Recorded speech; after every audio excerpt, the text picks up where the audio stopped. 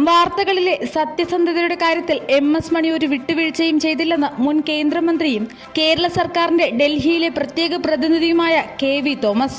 ജനങ്ങൾ സത്യമറിയണം, സത്യങ്ങൾ പറയുന്ന കാര്യത്തിൽ വിട്ടുവീഴ്ച പാടില്ല എന്ന സമീപനമാണ് അദ്ദേഹം സ്വീകരിച്ചിരുന്നതെന്നും കലാകൗമുദി സ്ഥാപക പത്രാധിപർ MS മണിയുടെ സ്മരണാർത്ഥം തിരുവനന്തപുരത്ത് സംഘടിപ്പിച്ച ചടങ്ങിൽ KV തോമസ് പറഞ്ഞു. ബഹുമാനപ്പെട്ട കേരള ഗവർണർ ആരിഫ് മുഹമ്മദ് ഖാൻ, MS മണിയുടെ കുടുംബാംഗങ്ങളെ, പ്രിയപ്പെട്ട സഹോദരി സഹോദരന്മാരെ, MS മണിയെ ഞാൻ പരിചയപ്പെടുന്നത് 1980-കളിൽ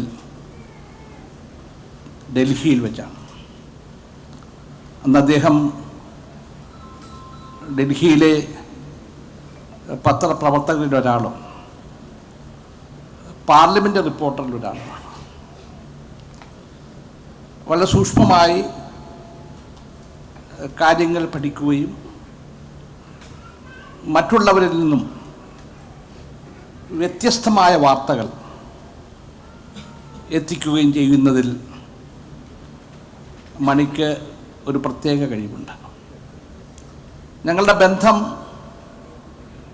പിന്നീട് വളരാൻ കാരണം 84-ൽ ഞാൻ MP ആയപ്പോൾ അന്ന് തിരുവനന്തപുരം, കൊച്ചി, ഗോവ, ഡൽഹിക്കൊരു ഫ്ലൈറ്റുണ്ട് എയർ ഇന്ത്യയുടെ.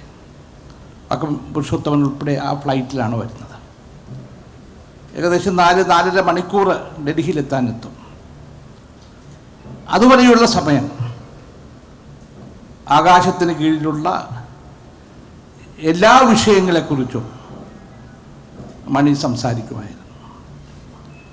അദ്ദേഹത്തിന് വലിയ ബന്ധങ്ങളായിരുന്നു. അധികാരികളുമായി വളരെ അടുത്ത് പെരുമാറാനും ഏത് സംഭവങ്ങളും സസൂക്ഷ്മം പഠിച്ച് റിപ്പോർട്ട് ചെയ്യാനും അദ്ദേഹത്തിന് കഴിഞ്ഞിരുന്നു. തൻ്റെ വാർത്തകളുടെ സത്യസന്ധതയുടെ കാര്യത്തിൽ ഒരു വിട്ടുവീഴ്ചയും അദ്ദേഹം ചെയ്തിട്ടില്ല. ജനങ്ങൾ സത്യമറിയണം,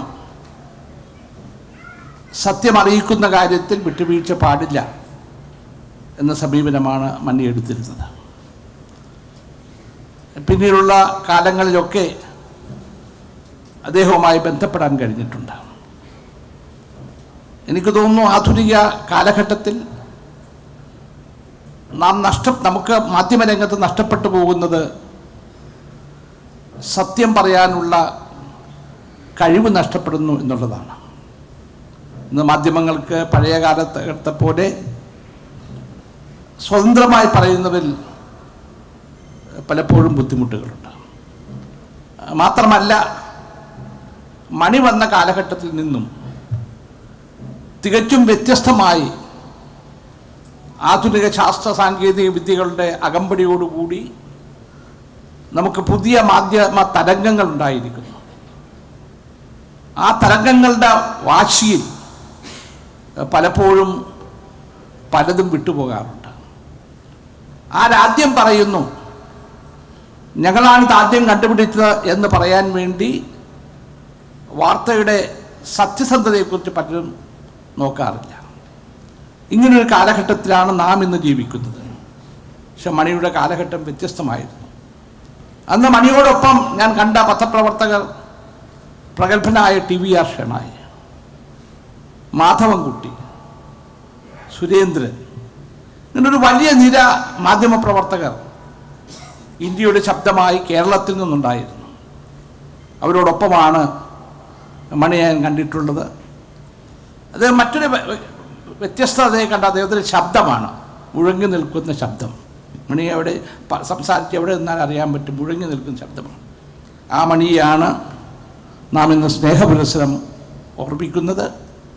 പുതിയ കാലഘട്ടത്തിലെ പത്രപ്രവർത്തകർക്ക് മണിയെപ്പോലെയുള്ള പഴയ പത്രപ്രവർത്തകരുടെ ശൈലി അവർക്കത് വഴികാട്ടിയായി മാറട്ടെ എന്ന് മാത്രം പറഞ്ഞുകൊണ്ട് എൻ്റെ വാക്കുകൾ ചുരുക്കുന്നു.